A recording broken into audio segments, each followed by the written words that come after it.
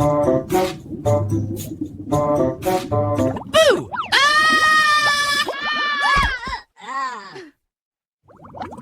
Whoops.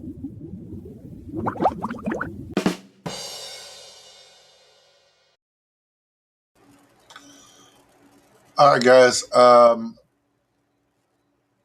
The beta version of Twinkly Master, well, probably it's more accurate to call it alpha because it's not finished, but it is functional enough to use for your light shows.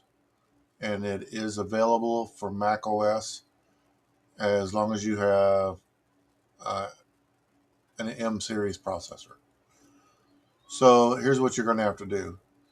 First thing you're going to do is you're going to go to my site and you're going to download the program.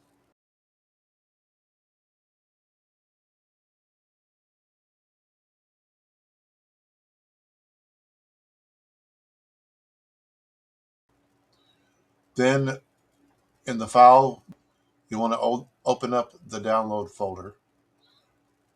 And then after you do that, double click on the zip file and it will unzip. Now, if you try to run it, you will get an error. But so what you do to get around that is you have to run this console command.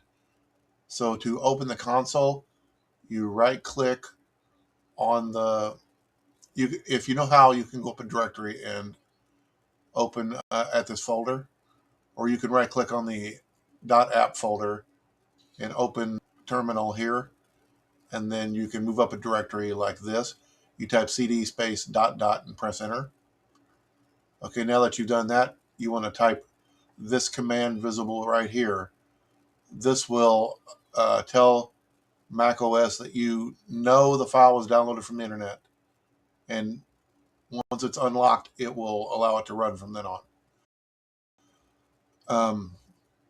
The reason you're getting this is I don't have a paid developer certificate yet.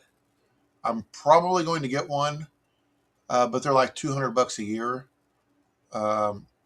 Compare that to like developing on Android where it's like $40 total, or Windows where I don't need one. But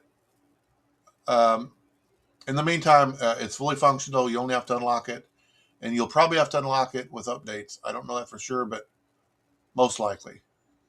But it's pretty simple. It's just a simple command, and it's unlocked. This is my code base going forward.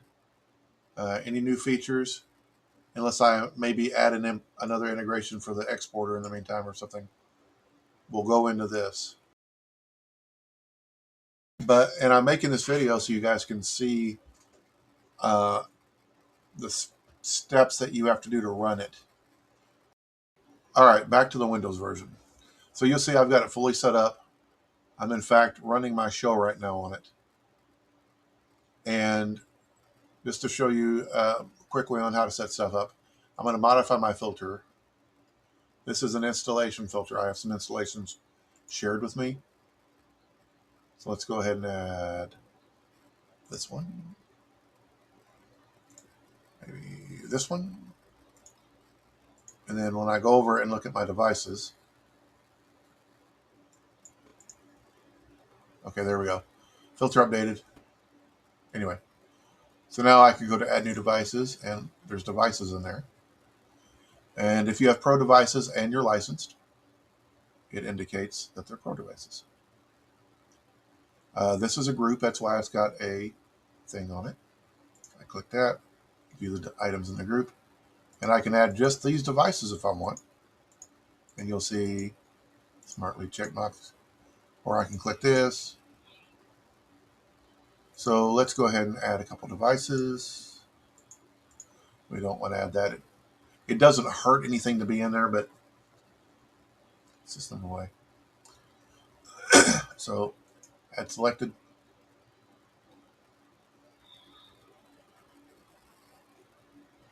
Okay. So here's a group. This was 25. There's another random device, maple tree, bushes, Christmas tree. You see it's alphabetized. Everything that you add to this page will start, assuming that it's logged in, but you can do it offline like these devices are. You can say Here's my layout. Bytes per lead 4, string length. None of the stuff is editable. Only one you can edit is start channel. So if you put a start channel, 9 channel, 6,000. So.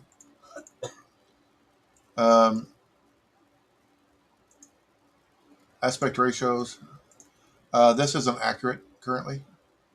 This is only supposed to be, I'm still working on this. This will be something that you can enter if the device is offline. Otherwise it reads it, or sorry, I said that wrong. This will be for controlling the layout aspect ratios if your device is online but you're not logged into Twinkly. This is the frame rate limiter. You can enter a target frame rate. If you forget to put the target in, it'll let you save anyway. It doesn't care. But the frame rate limiter won't work. And then I don't have layout tools, so whatever. So let's cancel that because I don't want to save that. Instead, I think I want to bulk edit channels. And you'll see I have some devices that are marked as offline, because this also knows when the devices are online. And this means that the channels aren't grouped right. See how this is 3 devices. That's the channel range. It's 3 devices. But let's say I've added a device in the middle and I'm doing my auto setup like we do in ArtNet to Twinkly. Well, now we have auto set channels here. Boom. There you go. All channels are set. All you have to do is hit save. Don't be playing around that if you don't mean it, because I don't have the backup and restore implemented yet. But you can do it here in the screen and then hit cancel. But it will remind you that you didn't save. That's fine. So let me go ahead and change my filter back to get rid of the shared installations. Those devices are now gone. And then same with add new devices. They are not there anymore. Bulk control. Let's say you've set up everything. Here's what you do. First thing you do is you add the devices. Then you auto do your channels. Then you add this as a connection to X-Lights. Then when you've got X-Light streaming, or whatever your preferred method is, and by the way, we support DDP or ArtNet currently, different universe sizes, start universe. Then you would come over here and you would say, first let's turn off everything.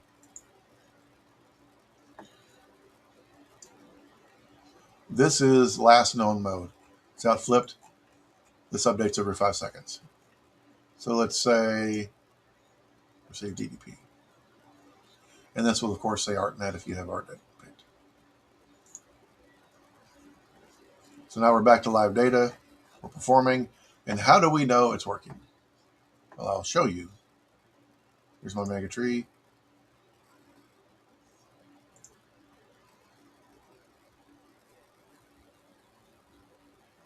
And also, for fun fact, you can do this.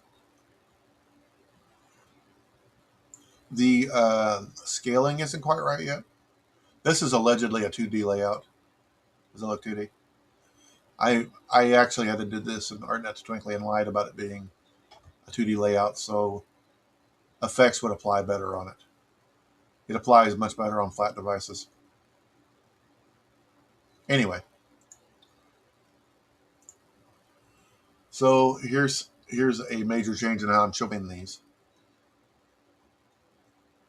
If you're, and I don't know what I'm going to set this threshold to. I'm just testing it currently, but let's look at columns. That's actually a photo downloaded from Twinkly servers. I didn't have to render that one. If I get my rendering working really fast, then we won't have to worry about it. But here's how it works. We're always going to see the whole group's layout. And that's going to be the same when I get the editor up too. You're always looking at it. And then the highlighted part is the part that you're editing. And in fact, previewing live data on. So if I picked a different, well, it looks like I might have just found a bug. Let's see if I've got an error. No errors. Well, does the first one work? Maybe it only works on the first device. Well, that's interesting.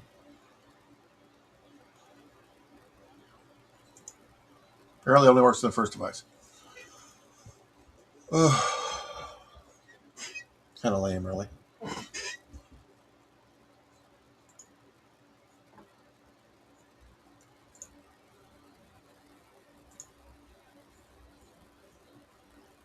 This one works. Just a bug at the groups.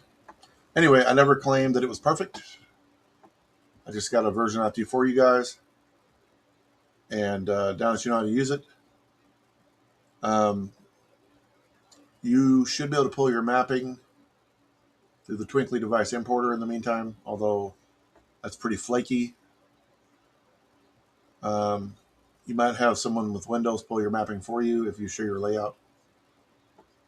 You got a couple options there, or you can build a lot of your stuff if you like my mega tree. I mean, that's a Twinkly, right? But I built this model, and the reason the lines are so straight is I actually built this model in Xlights. This is not a Twinkly mapping. I imported it afterwards. Ooh, what's that? Is that a light out of place? How did that happen? There's a light out of place right there.